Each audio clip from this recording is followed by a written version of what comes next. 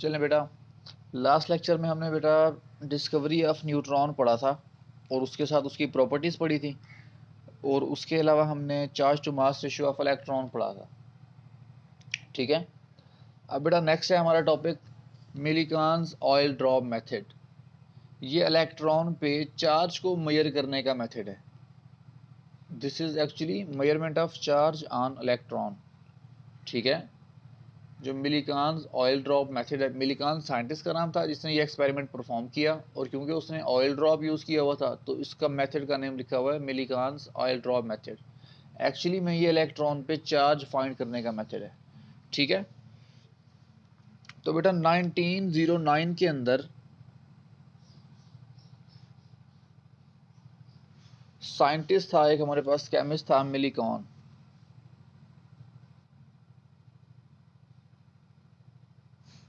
इसने क्या किया, इसने बेटा डिटरमाइन किया चार्ज को ऑन इलेक्ट्रॉन। ठीक है, 1909 में मिलीकान ने इलेक्ट्रॉन पे चार्ज को फाइंड किया। इसने कैसे किया, इसने बेटा एक मेटेलिक चैम्बर यूज़ किया। ये बना हुआ है, ये क्या है हमारे पास, मेटेलिक चैम्बर है।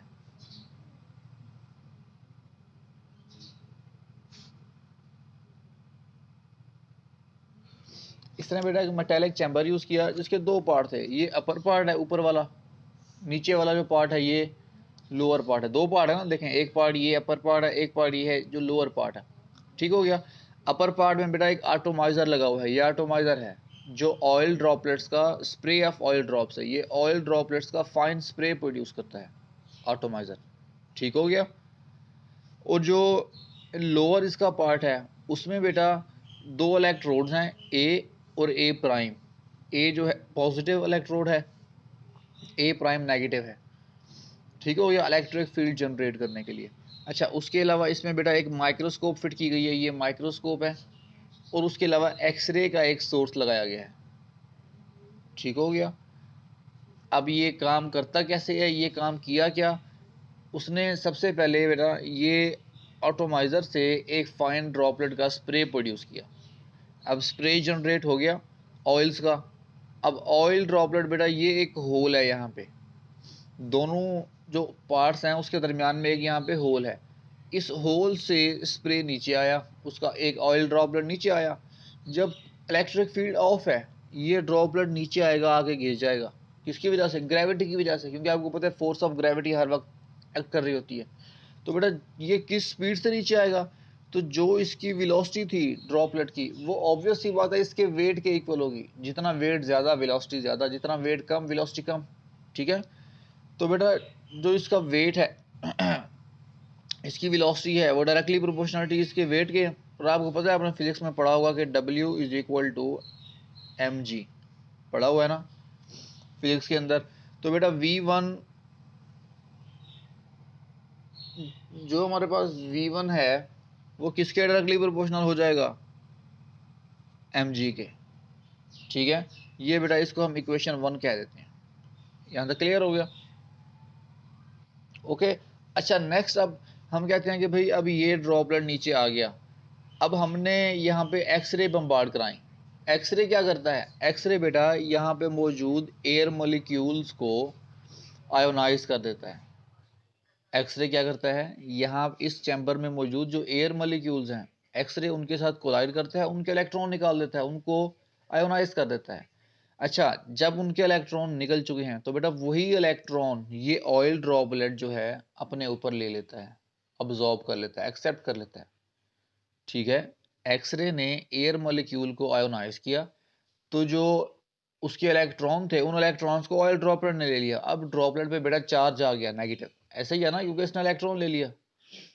अब ड्रॉपलेट पे नेगेटिव चार्ज आ गया। अब बेटा जो इलेक्ट्रिक फील्ड हमने यहाँ पे अप्लाई की हुई, अब हमने इलेक्ट्रिक फील्ड यहाँ पे ऑन कर दी। जब इलेक्ट्रिक फील्ड ऑन कर दी तो इसके ऊपर चार्ज आ गया, नेगेटिव चार्ज है। तो बेटा इस पे अब दो फोर्सेस एक्ट करेंगी, एक तो फोर्स ऑफ ग्रेविटी जो इसको नीचे खींचेगी, एक इसके ऊपर इलेक्ट्रिक फोर्स एक्ट करेगी। अब ये नेगेटिव है, पॉजिटिव प्लेट ऊपर है, तो ये ऊपर की तरफ मूव करेगा ना इलेक्ट्रिक फोर्स की वजह से। तो बेटा वो इलेक्ट्रिक फोर्स ज़्यादा होती है, तो इसकी वेलोसिटी क्या होगी, अब ये ऊपर की तरफ मूव करेगा क्योंकि ऊपर पॉजिटिव प्लेट है। तो किस वेलोसिटी से मूव करेगा, V2 डायरेक्टली प्रोपोर्शनल होगा बेटा इसकी इलेक्ट्रिक फोर्स के, क्योंकि ऊपर जा रहा है ना, ऊपर कौन खींच रहा है इसको? Electric force, capital E small E. अच्छा ऊपर जा रहा है फिर भी तो ग्रेविटी तो कर रही है ना, तो ग्रेविटी की फोर्स भी इसमें से हम माइनस कर देंगे, minus m g. V2 directly proportional to e e minus m g. इसको बेटा हम इक्वेशन 2 कह देते हैं। ठीक है, अब हम कहते हैं बाय डिवाइडिंग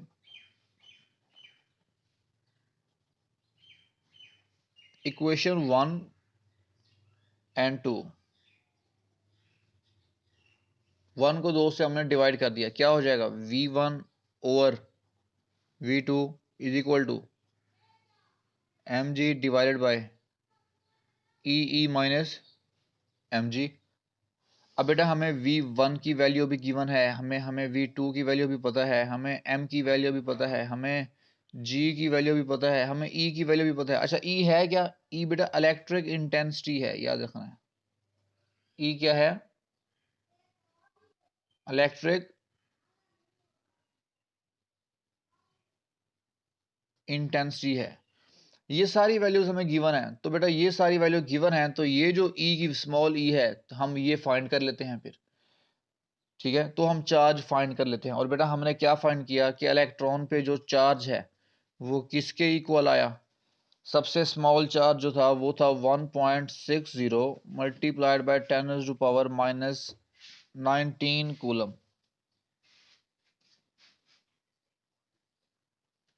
ठीक है, हमने क्या फाइंड किया कि इलेक्ट्रो सबसे स्मॉल पार्टिकल पे इसके अंदर हमने जो चार्ज फाइंड किया वो ये था, इलेक्ट्रॉन पे 1.60 multiplied by 10 to power minus 19 coulomb. तो ये बेटा हमारे पास इलेक्ट्रॉन का चार्ज मेजर हो गया। क्लियर? समझ आ गया? तो बेटा ये है measurement of charge on electron. किसने मेजर किया? मिलिकॉन ने। किस मेथड से? मिलिकॉन्स ऑयल ड्रॉप मेथड से। ठीक हो गया? अच्छा अब बेटा देखें, अब हम इलेक्ट्रॉन का मैस भी फाइंड करके देखते हैं।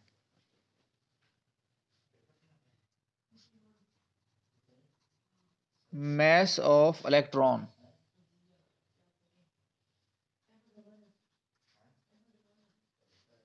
अब देखें बेटा, अब आपने एक वैल्यू पढ़ी है, ई और एम वैल्यू पढ़ी है ना? ई और एम वैल्यू पढ़ी हुई है ना आप लोगों ने? चलें, ई और एम वैल्यू इलेक्ट्रॉन की कितनी है वो फाइंड की थी? 1.76 मल्टीप्लाइड बाय 10 टू पावर 11, यही पढ़ी थी ना? ये हमने कल बेटा ई और एम वैल्यू पढ़ी। अच्छा अब हमें ई भी फाइंड हो गया। ई भी फाइंड हो गया ना?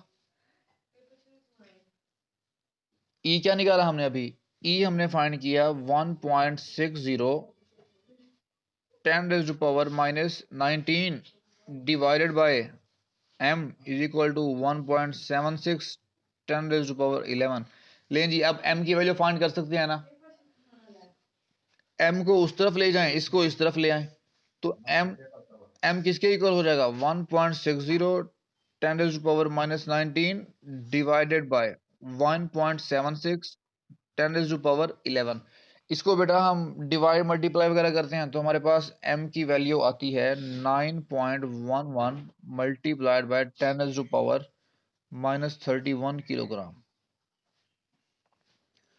तो ये हमारे पास बेटा इलेक्ट्रॉन का मैस आ गया। यहां तक क्लियर है? हाँ जी, 1.60। हाँ जी, नहीं बेटा m की वैल्यू नहीं, जो हमने फाइंड किया है ये स्मॉल e की वैल्यू 1.76 e और m की वैल्यू है, पूरे e और m की वैल्यू है ये, m की वैल्यू नहीं। m की वैल्यू तो हमने ये फाइंड की। ठीक है, ठीक हो गया? सबको समझ में आ गया बेटा?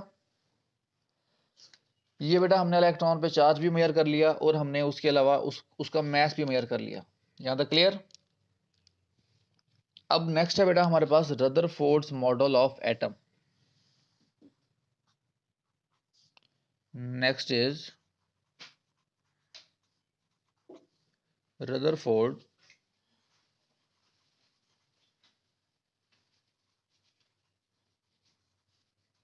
Model of atom. अब बेटा एटम का मॉडल है बाय रदरफोर्ड। अब बेटा रदरफोर्ड ने 1911 में, इन 1911 रदरफोर्ड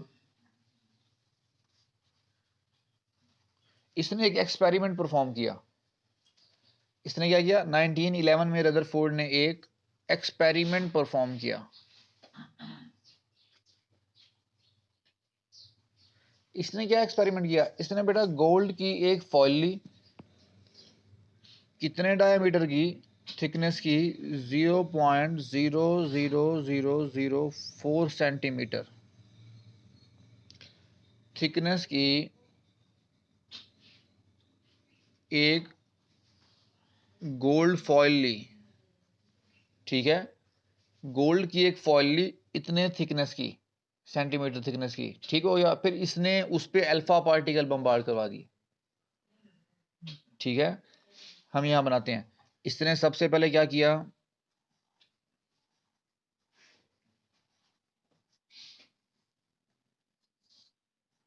हाँ जी,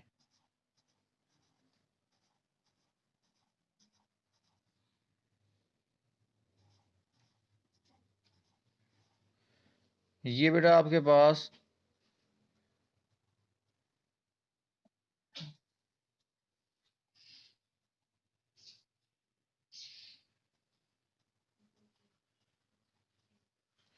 ठीक है, इसने क्या किया? यहां से अल्फा पार्टिकल,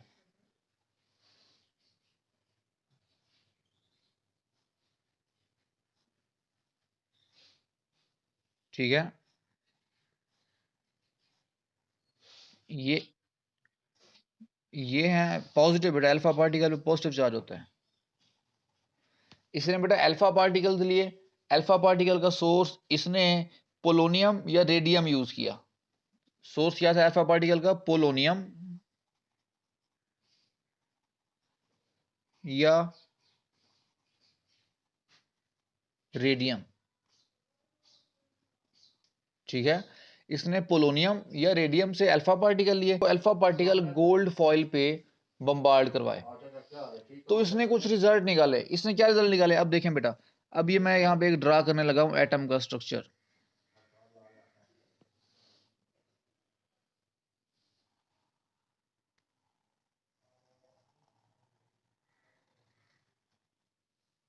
अब बेटा इसने क्या देखा? अब पहले देखिएगा, इसने ऑब्जर्व किया कि जो मोस्ट ऑफ द पार्टिकल्स हैं वो इसके अंदर से ऐसे ही गुजर गए, इस एटम में से। ये गोल्ड का एटम है, जो हमने गोल्ड गोल्ड फॉइल इसने यूज किया, उसका एक एटम बनाया हुआ है। ठीक है, अब इसने क्या किया बेटा? हाँ जी, इसने बेटा ऑब्जर्व किया कि मोस्ट ऑफ द जो इसके अंदर अल्फा पार्टिकल है वो गुजर गए, ऐसे ही सीधे गुजर गए, पास आउट हो गए। फिर इसने देखा जो कुछ अल्फा पार्टिकल ऐसे थे जो डिफ्लेक्ट हो गए, ऐसे मतलब अपने रास्ते से मुड़ गए। फिर इसने ये देखा बेटा कि कुछ पार्टिकल ऐसे थे जो बिल्कुल वापस डिफ्लेक्ट हो गए। बात समझ में आई? इसने देखा बेटा कि कुछ जो पार्टिकल थे वो सीधे गुजर गए गोल्ड की फॉइल में से, कुछ डिफ्लेक्ट हो गए, बेंड हो गए, रास्ता चेंज कर लिया, कुछ बिल्कुल वापस मुड़ गए। तो इसने बेटा इन पॉइंट्स की बेस पे अच्छा उसने इनको डिटेक्ट कैसे किया? उसने बेटा इनको फोटोग्राफिक प्लेट जिसको इसने जिंक सल्फाइड से कोट किया हुआ था उससे डिटेक्ट किया। ठीक है, अच्छा इसने अब बेटा इस सारे एक्सपेरिमेंट से, इस एक्सपेरिमेंट से एक पॉइंट निकाला, कंक्लूजन निकाला कुछ। क्या कंक्लूजन निकाला? इसने उस कंक्लूजन के बाद एक मॉडल दिया एटम का। इस सारे एक्सपेरिमेंट से जो कंक्लूजन निकाला उसके बाद इसने बेटा एटम का एक मॉडल दिया। उसके पॉइंट क्या थे? इसने कहा जो मोस्ट वॉल्यूम है एटम का वो एम्प्टी है। इसने कहा most volume occupied by atom is empty। इसने क्या कहा? इसका जो मोस्ट वॉल्यूम है वो एम्प्टी है। ठीक है, अच्छा फिर इसने कहा दूसरा पॉइंट कि जो सेंट्रल पार्ट है एटम का उसको न्यूक्लियस कहते हैं। इसने कहा central part of atom is called nucleus. और इसने कहा भाई न्यूक्लियस पे चार्ज जो है वो पॉजिटिव होता है। ये इसने क्यों कहा? क्योंकि वो पॉजिटिव जो चार्ज वाली अल्फा रेस थी वो डिफ्लेक्ट हो गई थी ना, पीछे मुड़ गई थी, पॉजिटिव से टकरा गया। पॉजिटिव पॉजिटिव को रिपेल करता है। तो इसने कहा न्यूक्लियस पे चार्ज पॉजिटिव है, उसके डिफ्लेक्शन की वजह से इसने ये फाइंड किया। ठीक है। अच्छा, तीसरा इसने पॉइंट दिया कि न्यूक्लियस जो है वो एटम का सबसे हैवीएस्ट पार्ट है। क्या कहा? जो न्यूक्लियस है ये इसने कहा हैवीएस्ट पार्ट है एटम का। ठीक है, लेकिन ये बहुत थोड़ी जगह ऑक्युपाई करता है। इसका वॉल्यूम जो है वो बहुत थोड़ा है। इसका जो वॉल्यूम है वो वेरी स्मॉल है एज कंपेयर टू सेल। ठीक हो गया? As compare to complete atom, sorry. Okay. अच्छा, नेक्स्ट क्या है कि इसने कहा कि because atom as a whole is neutral so electrons are present around the nucleus. ठीक है, एटम इसने कहा एज अ होल क्या है? न्यूट्रल है। इसलिए इसने कहा जो इलेक्ट्रॉन है, इलेक्ट्रॉन्स कहां पे हैं? अराउंड द न्यूक्लियस है इसने कहा, और उन पे नेगेटिव चार्ज है। ठीक है, इसने कहा कि एटम जो है एज अ होल न्यूट्रल है और इलेक्ट्रॉन न्यूक्लियस के अराउंड होते हैं और उन पे चार्ज क्या है? नेगेटिव है। ठीक है। अच्छा, पांचवा इसने पॉइंट दिया कि नंबर ऑफ इलेक्ट्रॉन और नंबर ऑफ प्रोटॉन इक्वल है। इसने कहा एटम के अंदर नंबर ऑफ इलेक्ट्रॉन्स हैं जो वो इक्वल हैं नंबर ऑफ प्रोटॉन्स के। ठीक हो गया। नेक्स्ट इसने क्या पॉइंट दिया हमें? नेक्स्ट इसने बेटा ये पॉइंट दिया कि electrons move around the nucleus in their orbits. इसने कहा electrons move around the nucleus in their orbits, के इलेक्ट्रॉन जो हैं वो न्यूक्लियस के इर्द गिर्द उनके ऑर्बिट में रिवॉल्व करते हैं। ठीक है। नेक्स्ट पॉइंट इसने क्या दिया कि there is electrostatic force of attraction between positive electrons and protons. Proton positive हैं, इलेक्ट्रॉन नेगेटिव हैं, तो इसने कहा कि इनके दरमियान इलेक्ट्रोस्टैटिक फोर्स ऑफ अट्रैक्शन है। इसने क्या कहा? There is electrostatic force of attraction किसके दरमियान? Between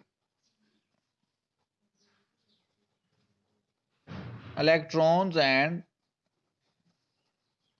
protons. ये बेटा इसने एक मॉडल दिया। किसका मॉडल दिया इसने? ये वाला एक एटम का। ठीक है, ये बेटा रदरफोर्ड ने एटम का एक मॉडल दिया। ठीक हो गया। लेकिन बेटा इस मॉडल में भी कुछ डिफेक्ट थे। जो उसने मॉडल दिया रदरफोर्ड ने, उसमें भी क्या थे? कुछ डिफेक्ट्स थे। तो अब हम वो देखते हैं, defects of Rutherford atomic model. अच्छा बेटा, इसका डिफेक्ट क्या था? इसके मॉडल के अकॉर्डिंग बेटा जो इलेक्ट्रॉन है वो स्टेशनरी नहीं है। ऐसे ही है ना? हमने कहा जी according to Rutherford model, according two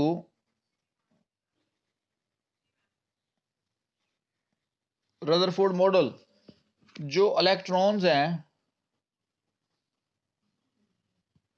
electrons could not be stationary. Electrons could not be stationary. ये रुक नहीं सकते, ये मूव करते रहते हैं। क्योंकि अगर ये रुकेंगे तो ऑब्वियस ये बात है न्यूक्लियस इनको आहिस्ता आहिस्ता अट्रैक्ट करना शुरू कर देगा और ये न्यूक्लियस में गिर जाएंगे और एटम कोलैप्स हो जाएगा। ठीक है। तो बेटा इसी पॉइंट की बेस पे जो अब मैक्सवेल की थ्योरी है, मैक्सवेल के अकॉर्डिंग बेटा जो मूविंग इलेक्ट्रॉन है emits energy,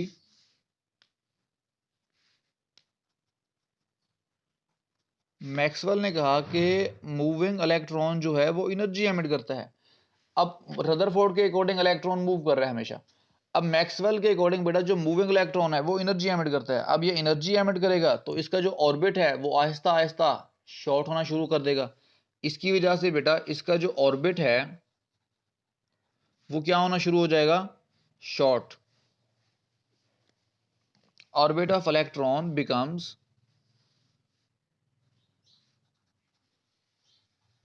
orbit of electron becomes smaller and smaller। तो बेटा उसकी वजह से ये आहिस्ता आहिस्ता आके न्यूक्लियस में गिर जाएगा। Then electron should fall in nucleus. तो क्या होगा, एटम जो है बेटा वो कोलैप्स हो जाएगा।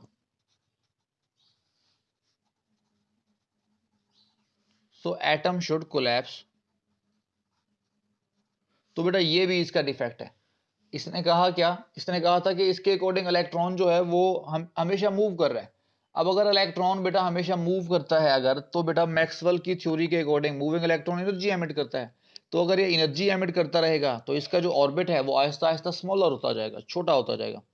ऑर्बिट स्मॉलर हो रहा है तो ये न्यूक्लियस की तरफ जा रहा है और आहिस्ता आहिस्ता इलेक्ट्रॉन न्यूक्लियस में गिर जाएगा। और अगर इलेक्ट्रॉन न्यूक्लियस में गिर गया बेटा तो एटम कोलैप्स हो जाता है। ये रदरफोर्ड के मॉडल के डिफेक्ट्स थे। ठीक है, यहां तक बेटा समझ में आ गया सबको।